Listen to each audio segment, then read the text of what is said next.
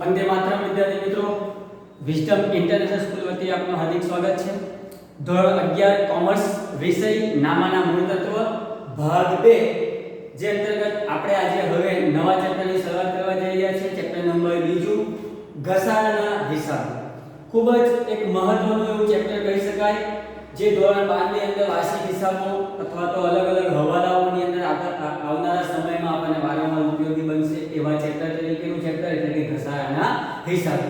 ઘસારો અત્યાર સુધી આપણે એવું સમજી શકીએ કે પારિભાષિક શબ્દોની અંદર સમજ્યા હતા કે ભાઈ ઘસારો એ શું છે, તો આપણે ટૂંકમાં માહિતી એવી કે ઘસારો એટલે એક પ્રકારનો ખર્ચ, બરાબર। હવે ખર્ચ અને એ ખર્ચ કેમ બને, કેવી રીતે ગણી શકાય, એની શું પદ્ધતિઓ છે, એવી તમામ વિસ્તારથી આપણે આ ચેપ્ટરની અંદર માહિતીઓ મેળવવાના છીએ। તો શરૂઆત સૌથી પહેલા એની પ્રસ્તાવનાઓથી કરીએ। તો પ્રસ્તાવનાની અંદર આપણે સમજીએ તો સમગ્ર ચેપ્ટર સમજાશે, બરાબર। તો જોઈએ શું કહેવા માંગે છે ઘસારાનું ચેપ્ટર, એની પ્રસ્તાવના કે વેપાર ધંધામાં જુદા જુદા પ્રકારની કાયમી દ્રશ્ય મિલકતો જેવી કે, અહીંયા શબ્દ આવ્યો છે કાયમી સાથે કેવી દ્રશ્ય। તો વિદ્યાર્થી મિત્રો આપણે ચેપ્ટર નંબર 1 ની અંદર એટલે કે પારિભાષિક શબ્દોની વાત કરીએ તો ત્યાં મિલકતોનું વિભાજન સમજ્યા હતા। એટલે મિલકતોના પ્રકારની વાત કરીએ તો મુખ્યત્વે બે પ્રકારની મિલકત, એક વાસ્તવિક મિલકત અને અવાસ્તવિક મિલકત। વાસ્તવિક મિલકતની અંદર પાછા બે પ્રકારો હતા, તો ભાઈ કઈ, તો કાયમી અને ચાલુ મિલકતો। એ કાયમી મિલકતોની અંદર પાછા બે પ્રકાર હતા, બરાબર છે।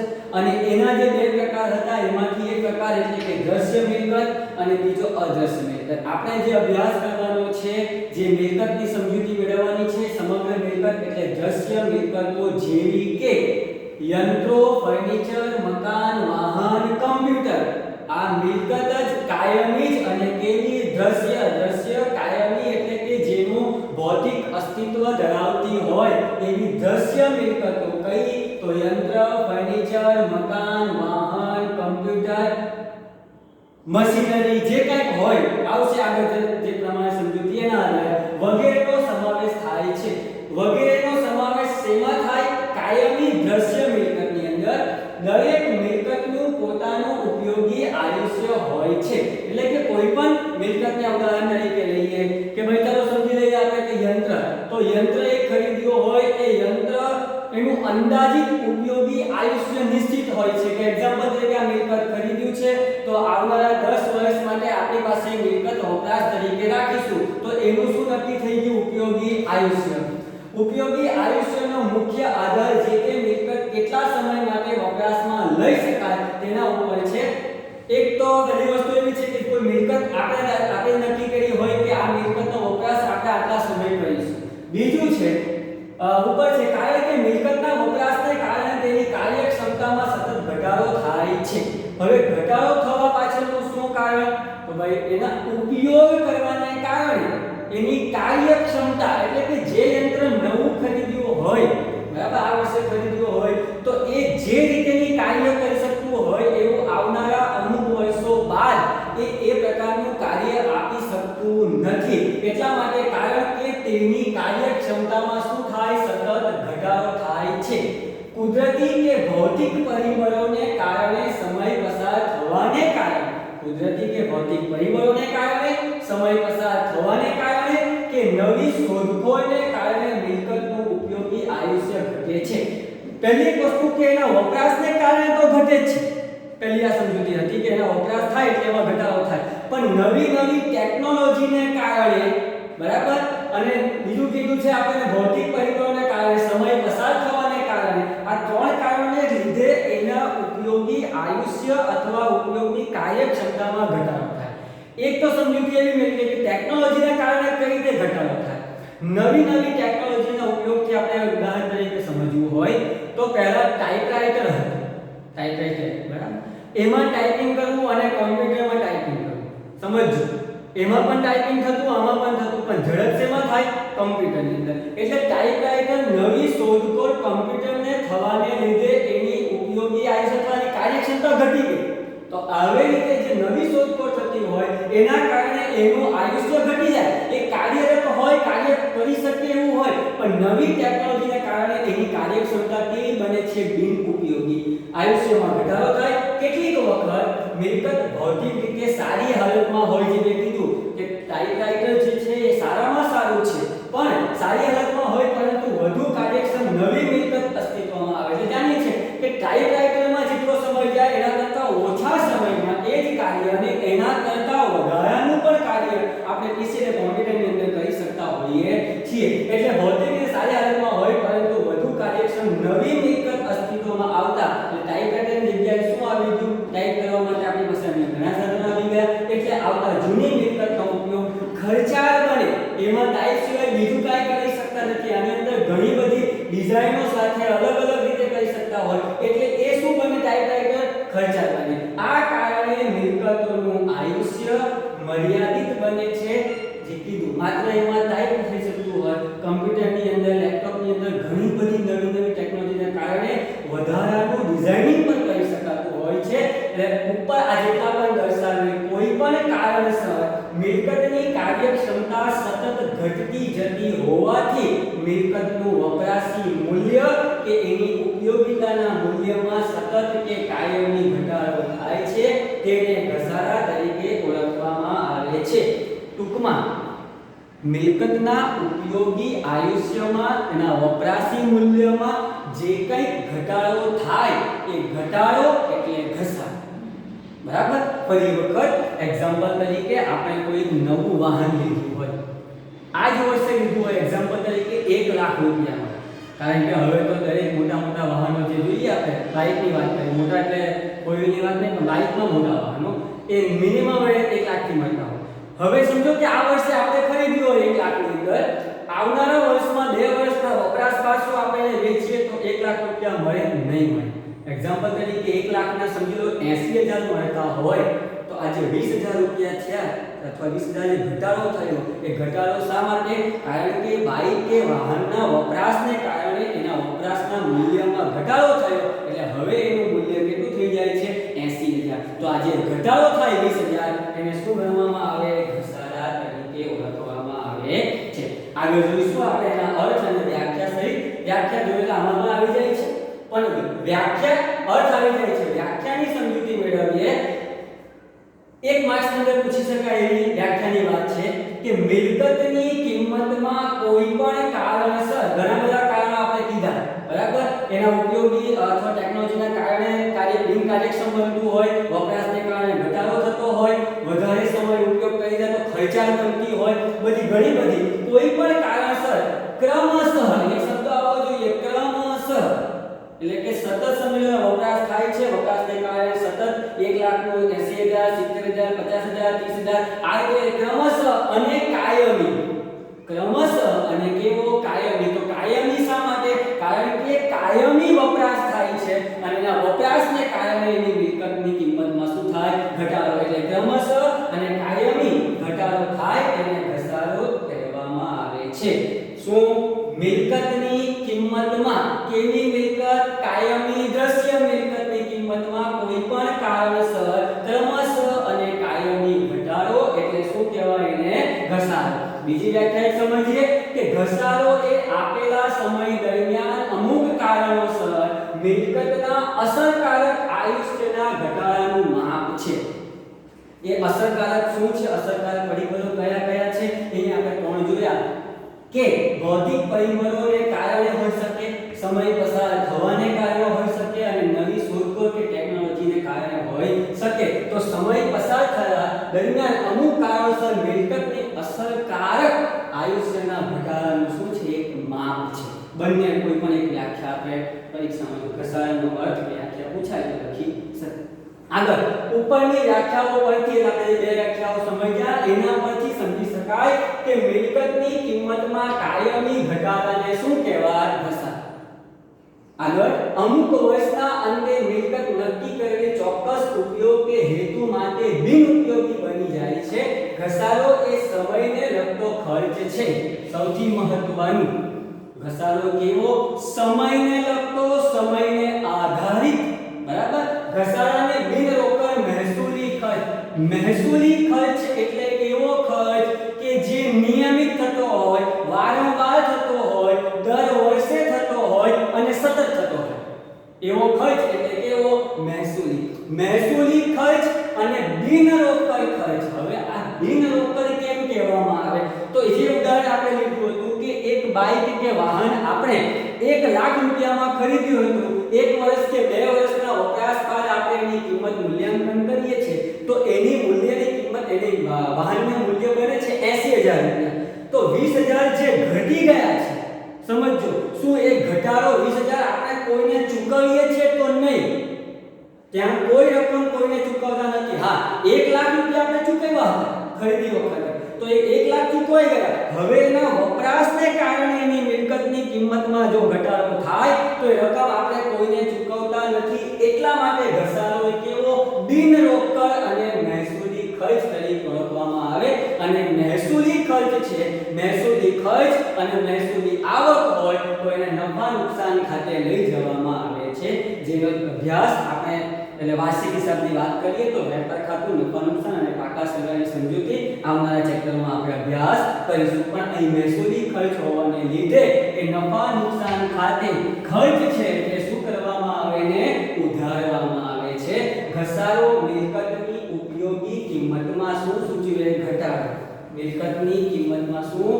ઘટાડો. એટલે ઘટાડો થાય એટલે મિલકત જે 1 લાખનું હતું એ 20000 ઘટી ગયા એટલે 80000 થયા, તો મિલકતની કિંમત ઘટે અને મિલકતની કિંમત ઘટાડાના કારણે નુકસાન છે કે ખોટ છે, એટલા માટે તેથી કે નફા નુકસાન ખાતે શું કરવામાં આવે છે?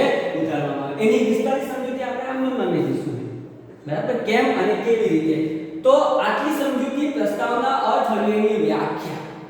હવે આગળ ઘસારાની પદ્ધતિઓની વાત જો કરીએ, પહેલા તો આપણા અભ્યાસક્રમમાં આપણે 2 જ પદ્ધતિઓ છે એટલે વધારે ચિંતાની વાત નથી. નકર તો આમ તો 10 પ્રકારની ઘસારા ગણવાની પદ્ધતિઓ છે, બરાબર? આપણે પુસ્તકમાં વ્યવસ્થિત આપી છે પદ્ધતિઓ. આપણને જે ઉપયોગી છે બેચ પદ્ધતિ નંબર 1 અને નંબર 2. તો પહેલી પદ્ધતિની વાત કરીએ તો સરખા હપ્તા કે સીધી લીટીની પદ્ધતિ. સરખા હપ્તા અને સીધી લીટીની પદ્ધતિઓ એટલે એવી પદ્ધતિ કે જેના પર ઘસારો ગણવાની રીત કે દર એક સરખો દર વર્ષે જે દરે અથવા જે કિંમત ખરીદવામાં આવી હતી તે સમયથી જે ઘસારો ગણવામાં આવે છે એ ઘસારો એક સરખો એટલે સરખા. સીધી લીટી એટલે એક લીટીની અંદર સીધી લીટી સળંગ એક સાથે સમજી લો કે 1 લાખનું એક યંત્ર હોય, એના પર 10% ઘસારો ગણવાનો હોય એટલે 1 લાખના 10% બરાબર 10000. તો આવનારા તમામ વર્ષમાં ઘસારો કેટલો રહેવાનો છે? 10000. એટલે કેવી? સરખા હપ્તાની પદ્ધતિ. એનું સૂત્ર D બરાબર C - S છેદમાં n. તો D એટલે ડેપ્રિસિએશન એટલે કે વાર્ષિક ઘસારો. ડેપ્રિસિએશન એટલે શું? ઘસારો. C બરાબર કોસ્ટ પ્રાઇસ એટલે કે પડતર કિંમત. પડતર કિંમત એટલે શું? પહેલા સમજી લેજો. હજી પડતર કિંમત બરાબર જે સમયે આ વારંવાર આપણે આમનોના ચેપ્ટરમાં સમજ્યા છે, મિલકતની ખરીદી સમયે કરવામાં આવતા તમામ ખર્ચાઓને મિલકતમાં ઉમેરવામાં આવે એટલે ખરીદ કિંમત વત્તા ખર્ચો બરાબર પડતર કિંમત. એટલે પડતર કિંમત માઈનસ S એટલે S બરાબર સ્ક્રેપ વેલ્યુ. સ્ક્રેપ એટલે ભંગાર કિંમત. હવે અહીં ભંગાર કિંમત એટલે શું? જ્યારે મિલકત ખરીદવામાં આવે છે ત્યારે એના અંદાજિત વર્ષો બાદ એ આટલામાં ભંગાર તરીકે વેચી શકાશે એવી કિંમતને એના ઘસારા તરીકે બાદ મેળવવામાં આવે છે. એટલે પડતર કિંમત માઈનસ ભંગાર કિંમત છેદમાં n બરાબર number of years of useful life એટલે કે જેટલા સમય માટે ઉપયોગી બનતું હોય એવા વર્ષો. એટલે કે એક્ઝામ્પલ તરીકે સમજીએ આપણે કે એક યંત્ર આપણે 90000 માં ખરીદ્યું હોય, 10000 એને લાવવાનો ખર્ચ હોય એટલે એની પડતર કિંમત થઈ ગઈ 1 લાખ રૂપિયા. એનું અંદાજિત ઉપયોગી આયુષ્ય 10 વર્ષનું હોય અને 10 વર્ષ બાદ એને 20000 માં વેચી શકાતું હોય અથવા એની ભંગાર કિંમત 20000 આવતી હોય તો સ્ક્રેપ ફરી કોસ્ટ વેલ્યુ 1 લાખ, ભંગાર કિંમત 20000 અને ઉપયોગી આયુષ્ય 10 વર્ષ. 1 લાખ માઈનસ 20000 ભાગ્યા 10 બરાબર 1 લાખ માઈનસ 20000 એટલે 80000 ભાગ્યા 10 એટલે ઘસારો કેટલો? 8000. અને એવો ઘસારો આવનારા જેટલા વર્ષ માટે આપણે ઉપયોગ કરવાના હોઈએ એ બધા જ વર્ષે ઘસારો કેવો? નિશ્ચિત ફિક્સ અને એક સરખો 8000. કઈ પદ્ધતિ? સરખા હપ્તા. આ એક સૂત્ર. બીજું સૂત્ર કે જો ઉપયોગી આયુષ્ય દાખલામાં નથી આવ્યું અને ઘસારાનો દર રેટ ઓફ ડેપ્રિસિએશન D બરાબર C કોસ્ટ પ્રાઇસ ગુણ્યા R છેદમાં 100. R એટલે રેટ ઓફ ડેપ્રિસિએશન. એક્ઝામ્પલ તરીકે 10 તો 10% હોય તો ટકાવારી દૂર કરવા શું કરવું પડે? ભાગ્યા 100. જો એમ કીધું હોય ઉપયોગી 1 લાખનું યંત્ર ખરીદ્યું એના પર દર વર્ષે 12% લેખે ઘસારો ગણવાનો તો 1 લાખ ગુણ્યા 12 ભાગ્યા 100. અને આ જ પદ્ધતિથી ધ્યાન નહીં પહેલા બાજુ સરખા હપ્તાની પદ્ધતિ એ કેવા પ્રકારની મિલકતો માટે ઉપયોગી બને? જ્યાં જે મિલકતનું ઉપયોગી આયુષ્ય નિશ્ચિત હોય એવા પ્રકારની મિલકતોમાં ઉપયોગી છે. બીજું યાદ રાખવા જેવું આમાં ઘસારો જે ગણવાનો હોય એ એની પડતર કિંમત એટલે જે સમયે ખરીદવામાં આવેલું હોય તે સમયની કિંમત પર ગણવામાં આવે છે આ પદ્ધતિમાં. હવે બીજી પદ્ધતિ ઘટતી જતી બાકીની પદ્ધતિ નામમાં જ આવી જાય છે કે જે બાકી હોય એમાં જે ઘટાડો થાય. એક્ઝામ્પલ તરીકે સમજો કે 1 લાખનું યંત્ર 10% ઘસારાનો દર તો પહેલા વર્ષે 1 લાખના 10% એટલે 10000 ઘસારો 10000 ગણ્યા બાદ ઘટતી બાકી 1 લાખ માઈનસ 10000 બરાબર 90000. હવે 90000 પર 10% ગણવાના એટલે 9000 એ માઈનસ કરીએ એટલે 81000. સમજાય છે? 1 લાખ હતા ઘસારો 10000 90000 હતો તો ઘસારો 9000 81000 તો ઘટાડો 8100.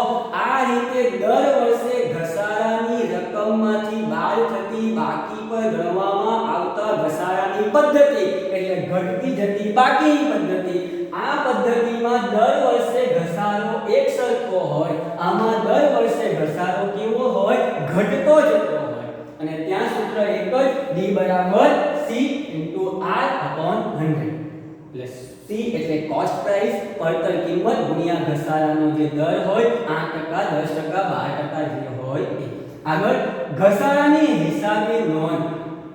આ રીતે ઘસારો ગણવાનો આ બે પદ્ધતિ અનુસાર આપણને જે રીત કીધી હોય એ પ્રમાણે ઘસારો પહેલા ગણવાનો. એ ઘસારાને આપણે હિસાબી નોંધ એટલે કે આમદન તરીકે જે તે કંપનીના ચોપડામાં નોંધવાનો હોય છે. તો સૌથી પહેલા તો જ્યારે મિલકતની ખરીદના પ્રથમ વર્ષે એટલે મિલકત જ્યારે ખરીદવામાં આવેલી હોય તે સમયે એટલે મિલકતની ખરીદ સમયે શું આમદન થાય? જે તે મિલકત ખાતે હવે ધ્યાન આપવાનું છે પડતર કિંમત. તો પડતર કિંમત બરાબર શું? ખરીદ કિંમત વત્તા ચૂકવેલ ખર્ચા. 1 લાખનું ખરીદ કિંમતનું યંત્ર એના પર 10000 લાવવાનો ખર્ચ અને 5000 ગોઠવવાનો ખર્ચ. 1 લાખનું યંત્ર 10000 ગોઠવવાના 10000 લાવવાનો અને 5000 ગોઠવવાના એટલે ટોટલ રકમ જે તે મિલકત ખાતે કેટલા? 1 લાખ નહીં પણ 1,15,000. હવે આ બે વસ્તુ જે સમજવાની છે. કેટલી વખત એવું બનતું હોય કે મિલકત જે ખરીદવામાં આવી છે એ ખરીદીની રકમ મિલકત જ્યાંથી ખરીદી છે એને ચેકથી ચૂકવવામાં આવતી હોય.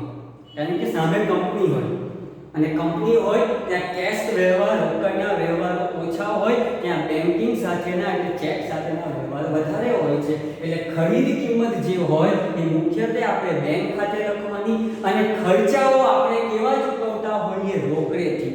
જો એમાં કીધું હોય ખર્ચ સહિત રકમ ચેકથી ચૂકવી હોય તો રોકડ આવતી નથી, એટલે રોકડ ચૂકવણી થતી નથી. ફરી વખત મિલકત ખરીદીએ તો ધંધામાં મિલકત આવે તો ઉધાર પડતર કિંમત સાથે, પડતર કિંમતમાંથી ખરીદ કિંમત ચેકથી ચૂકવી હોય તો બેંક ખાતે, ખર્ચા રોકડા ચૂકવા હોય તો રોકડ ખાતે. પણ મિલકતની ખરીદી વખતે ચૂકવવામાં આવતા ખર્ચાને શેમાં ઉમેરી દેવાના હોય છે?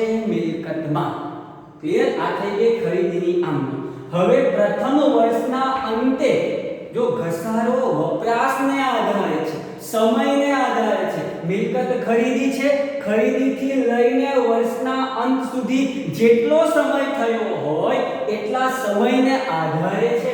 કીધું છે આપણને કે મિલકતના ઉપયોગી સમય દરમિયાન, બરાબર. અને બીજું અહીંયા કીધું છે આપણને ઘસારો એ સમયને લગતો ખર્ચ એટલે વપરાશ જેટલો થયો હોય 1/4/2020 ખરીદ્યો હોય અને 31/3/21 ગણી એટલે 1 વર્ષની.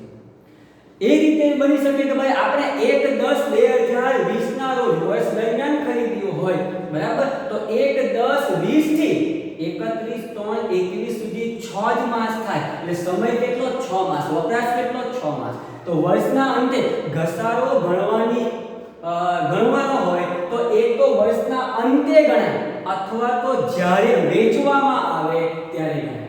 જો વર્ષ કરતા પહેલા વેચી દેવામાં, વર્ષ હિસાબી વર્ષ પૂરું થાય એ પહેલા વેચી દેવામાં આવતું હોય તો જ્યારે વેચતા પહેલા એના પર શું ગણવાનો? ઘસારો ગણીને એની ચોપડા કિંમત શોધવામાં આવતી હોય છે. એ પહેલા અહીં હિસાબી વર્ષના અંતે ઘસારો નોંધ, એટલે ઘસારો કઈ પદ્ધતિથી ગણવાનો છે કે આપણને કીધું હશે, એના આધારે ઘસારો શોધવાનો અને એની ઘસારા નોંધ કરવાનો, બરાબર. તો ઘસારો એ બિન રોકડ મહેસૂલી ખર્ચ હોવાથી ઘસારા ખાતે ઉધાર અને ઘસારાને લીધે મિલકતની કિંમતમાં ઘટાડો થાય અને મિલકતની કિંમત ઘટે છે એટલે એની અસર વિરુદ્ધ આપવાની. જો વધારો થાય તો સીધી અસર અને ઘટાડો થાય તો વિરુદ્ધ અસર. મિલકતની બાકી હંમેશા ઉધાર અને મિલકતમાં જો વધારો થાય, અહીં મિલકત ખરીદીએ તો વધે તો ઉધાર કરી, હવે ઘસારો ગણીએ, ઘસારાને કારણે મિલકત ઘટે તો એને જમા કરી. હવે આ તો નોંધાઈ ગયું મિલકતની ઘસારાની નોંધ. હવે એવા ઘસારાને વર્ષના અંતે ખાતું બંધ કરીને નફા નુકસાન ખાતે લઈ જવામાં આવતું હોય તો નફા નુકસાન ખાતે અહીં ખાતા બંધ કરતા હોઈએ એટલે એની અસર વિરુદ્ધ અહીં ઘસારા ખાતું ઉધાર છે તો એને જમા કરીએ અને ક્યાં લઈ જવાનું? અહીં ધ્યાન. ઘસારા મિલકતની ઉપયોગી કિંમતમાં ઘટાડો સૂચવે તેથી તે નફા નુકસાન ખાતે શું કરવામાં આવે? ઉધારવામાં આવે. નફા નુકસાન ખાતે તે ઘસારા ખાતે. હવે જે આ બે આમ નોંધ છે, આ જેટલા વર્ષ સુધી આપણે નોંધવાનું કીધું હોય, ગણવાનું કીધું હોય, આ બે આમ નોંધ એક સરખી જ આવશે. પ્રથમ વર્ષ હોય, બીજું વર્ષ હોય, ત્રીજું વર્ષ હોય, જ્યારે વેચવાનું હોય, બધા વર્ષે કેવી આમ નોંધ? બે સરખી, બરાબર. પ્રથમ વર્ષ હોય તો પણ, બીજું વર્ષ હોય તો પણ. આગળ આ બે આમ નોંધ જે સમજવાની છે એ જો મિલકત વેચવામાં આવે તો વેચીએ તો બે પ્રકાર થાય, બે રીત થઈ શકે કે મિલકતની કિંમત કરતા વધુ રકમ ઉપજતી હોય એટલે કેવી રીતે વેચી? નફાથી. વેચી દઈએ એટલે મિલકત આપણી પાસેથી જાય પણ વેચાણને કારણે આપણને રકમ મળે છે. કોઈ કંપનીને વેચી છે, ગમે તેને વેચી, અહીં સમજૂતી બેંક સાથે લેવાની છે કે સમજી લો કે એને વેચ્યું છે, આપણને ચેક મળવાનો છે એટલે બેંક ખાતે ઉધાર વેચાણ કિંમત જેટલામાં વેચ્યું હોય એટલી રકમ મળી હોય. જે તે મિલકત ખાતે એની પડતર કિંમત ચોખ્ખી કિંમત, બરાબર, ઘસારા બાદ કર્યા પછીની કિંમત. અને જો નફો થયો હોય તો નફો જમા થાય અને નુકસાનથી વેચેલું હોય, જો સમજો અહીં કે 1 લાખનું એક યંત્ર 1,10,000 માં વેચ્યું હોય, બરાબર, તો 1,10,000 રૂપિયા એની વેચાણ કિંમત ગણાશે. એની ચોપડા કિંમત કે પડતર કિંમત કેટલી હતી? 1 લાખ અને 10,000 રૂપિયા શું થયો? નફો. હવે સમજો કે એ જ યંત્ર સમજી લો કે 90,000 માં વેચ્યું હોય તો હવે રકમ કેટલી મળે આપણને? 90,000. હતું કેટલાનું? 1 લાખ. એટલે પડતર કિંમત તરીકે આપણે અહીં 1 લાખ લખીએ. 1 લાખનું યંત્રમાં વેચતા 90,000 મળ્યા છે તો 10,000 શું થઈ ગયું? નુકસાન કે ખોટ? નુકસાન કે ખોટ ઉધારવાની હોય, નફા હોય તો એને શું કરવાનું? જમા. એટલે વેચાણ અંગેની આમની વાત કરીએ, જો નફાથી વેચીએ તો નફો જમા અને નુકસાનથી વેચીએ તો નુકસાન કે ખોટ ઉધાર. તો વિદ્યાર્થી મિત્રો, આજના આપણા આ લેક્ચરની અંદર પ્રસ્તાવના, એનો અર્થ, વ્યાખ્યા, એની પદ્ધતિને આધારે બે પદ્ધતિની સમજૂતી, સૂત્રને આધારે ઘસારાની રીત નક્કી કરવાની, ઘસારાની રકમ નક્કી કરવાની અને એના આધારે આમનોંધ. હવે આમનોંધ પછી આગળની જે સમજૂતી છે એ સમજૂતી દાખલાઓ દ્વારા આપણે સમજીશું. એટલે આજના સંપૂર્ણ નોંધ નોટબુકમાં વ્યવસ્થિત લખવાની, કારણ કે આ આમનોંધ ક્યાંય ગોખવા નથી, ક્રમશઃ લખતા જવાની છે અને એને આગળ ખતવણી કરવાની છે. મુખ્યત્વે બે ખાતાઓ મિલકત એટલે જે ખાતું મિલકત ખરીદી હોય એનું, અને બીજું ઘસારા. આ બે દાખલા, બે ખાતાઓ દ્વારા આપણે વિસ્તારથી આગળ લેક્ચરમાં સમજીશું. Thank you. વંદે માતરમ.